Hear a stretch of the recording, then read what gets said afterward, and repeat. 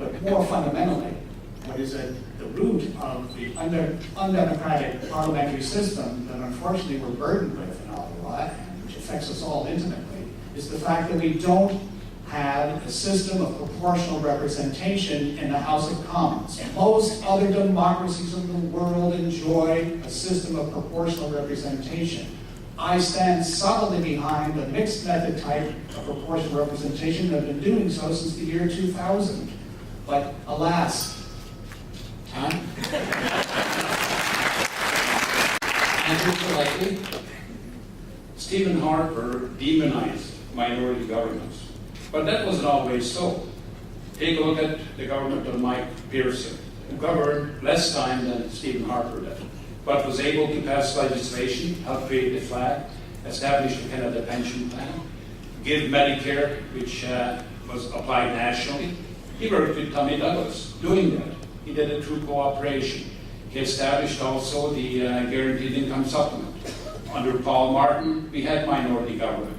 I was lucky enough to be the chair, elected by the members of all parties to chair the Citizenship Immigration Committee. I worked with Bill 6A, Olivia Chow, Millie Fye, Diana Blonsey, and together we were called the Green Team. And I can tell you it can work, but you have to have a prime minister who respects democracy. Kathy McClellan. Well, they've started the Reform Party, but they really don't care about that anymore now that they're in power. And we need to make sure that that doesn't happen. What we need is to have politics discussed at all levels in our society, as opposed to what's happening right now. Politics isn't something that should be discussed whenever we have an election, but it's something that we should be discussed all year round. Politics means, it comes from the word the polity, the people, The people themselves need to have a voice. And as long as we have these scandals, it won't happen. Put me in Parliament. I'm allowed outside. Imagine what I can do in there.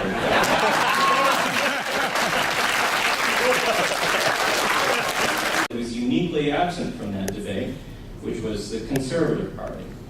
They didn't show up to the debate because they're not interested in debating.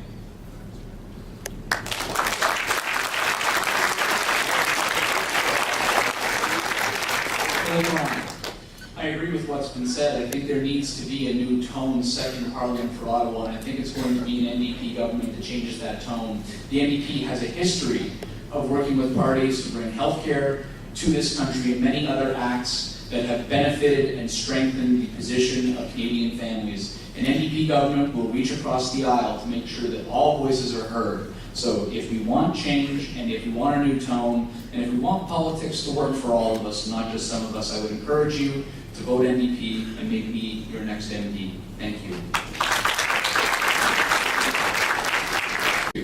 Yes, I'm very pleased to be here at a debate in my own riding this evening. I will begin by answering this question by reminding Canadians and residents of Kitchener-Waterloo that we have been the longest serving minority parliament or minority government in Canadian history. You don't achieve that milestone without working closely and well together with other parties. I heard this loud and clear when I campaigned 2.5 years ago. And I have worked in that spirit. I have worked constructively in committee. I have built bridges across party lines. And just a few weeks ago, I tabled a private member's motion in the House of Commons, a motion to study ways to encourage Canadians to increase their charitable giving. And that motion passed the House of Commons with the unanimous support of every member of Parliament. Thank you.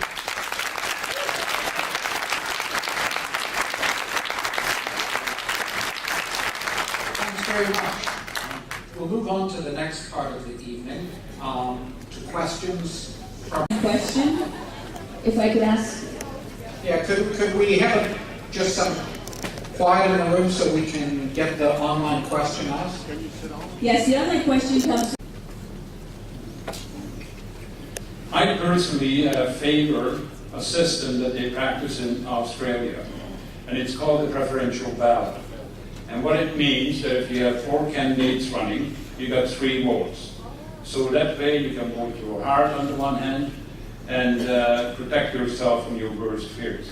Vote your heart, vote your mind. And I think that's much preferable to the present system. What it also does, it empowers members of parliament to represent you in Ottawa.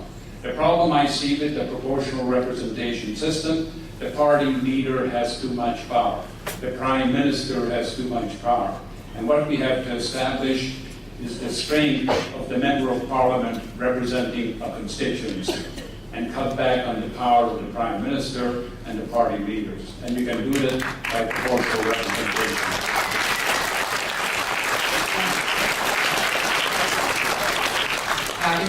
Really just vote against the party I hate the most.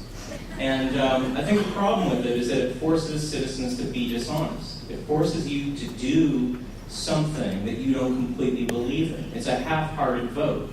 And it's the reason that people are cynical about politics, and it's the reason that we have so much apathy. I think what it is that people don't believe in our electoral systems.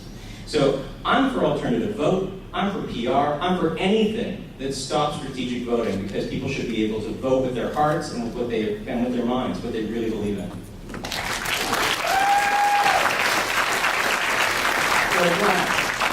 The NDP has always been a voice for progressive ideas, and we were among the first to talk about amending the current electoral process. I think it needs to be studied, but it needs to be agreed on by all Canadians, which is going to be a difficult sell depending on your opinions. But this needs to be studied very carefully, and the NDP will start committees as soon as we are elected within 100 days to take a look at some form of proportional representation. But we need to tread very carefully here in order to make sure that everybody's voices are heard, and an NDP government is the best way to start that conversation. Thank you.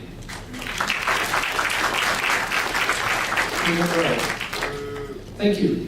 Well, representation by proportional representation was actually considered and studied by the voters and the people of Ontario some years ago and was rejected, partly because of the complexity of the process and questions about who certain elected representatives would be accountable for or accountable to.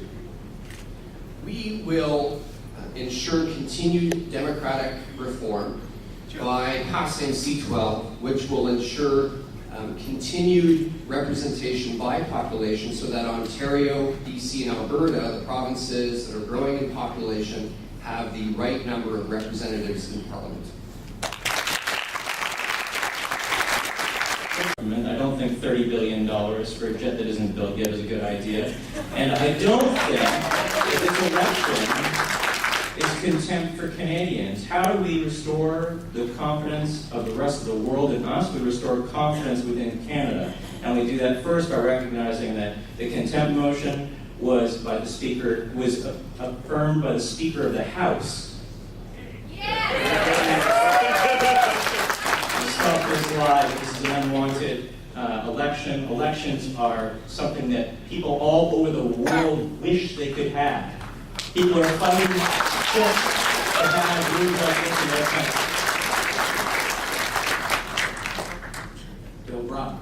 Again, I believe that there has to be a lot done in order to tarnish reputation on the world stage, and I agree that we do have to abide by some of our foreign agreements a little better. And I think namely what the NDP would do to make sure that this would happen is make sure that our role in Afghanistan absolutely changes to a peacekeeping mission. We need to ensure that we are not only helping the Afghans in terms of security, but also in terms of rebuilding their country, which is long overdue.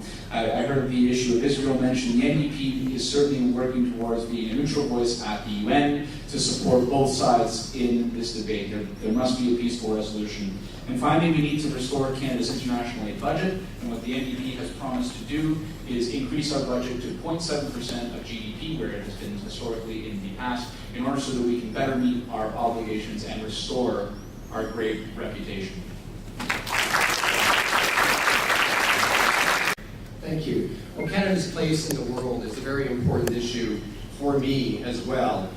Our foreign policy remains firmly principled and based on the important Canadian values of democracy, human rights, and the rule of law.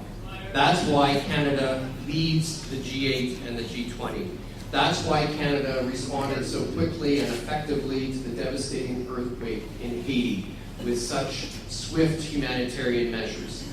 That's why we're in Afghanistan. That's why we're participating to protect civilians in Libya. And that's why our Prime Minister has led the world with the Muskoka Initiative to improve child and maternal health. This is a serious, serious issue. This is to improve child and maternal health in developing countries.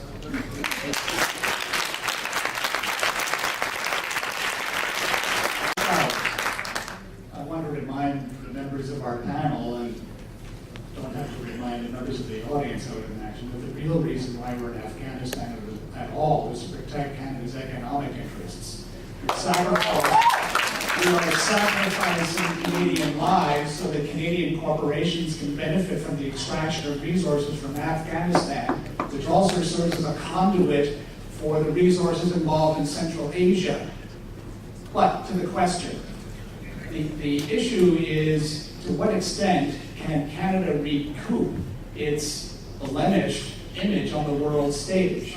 Thank you for the question. Well, I believe that over and above the fact that the Security Council itself needs fundamental reform because it's biased in the direction of the most economically powerful nations, what Canada needs to adopt is multilateralism and pursuit of peace and justice internationally. The rest of the world cannot afford a wealthy nation like Canada.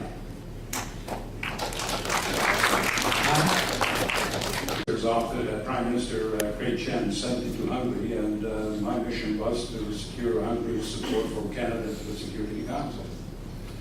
I went, came back, Hungary supported us. We had the biggest victory. We were running against the Dutch, and we were running against Greece, and we came number one. You know, many things have happened since. We have swept the podium of fossil awards at environmental conferences. We have an unbalanced policy on the Middle East. We have moved away from Africa. We have kneecapped Kairos. The world has looked at Canada's under Stephen Harper and found us wanting. I think it is time that Canada needs an Obama spring.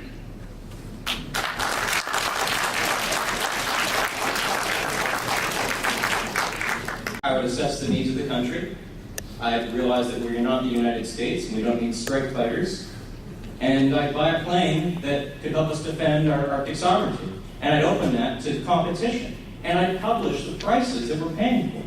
Because that's the problem here. You're talking about $30 billion. We don't actually know how much it's going to cost. And it's an exclusive contract. That's just not right. That means that you don't know, during this election, how much the government you're voting for or against is going to pay for something. And that's not full disclosure. That's not open government. That's not what you guys want. I don't think, anyways.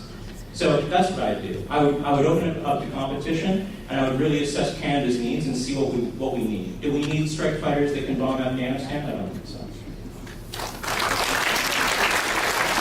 Question from a different tack, if I could. If we take a look at Canadian military history, the history of our engagements throughout since World War II and World War I is that we put more boots on the ground simply than we have put more planes. If we take a look at the recent deployment in Afghanistan, it's mainly with boots on the ground. So while we can argue about whether the F-35 fighter process was transparent, at the end of the day, that's really moot. I still think we need to spend money on the military, but I think that money really needs to go to make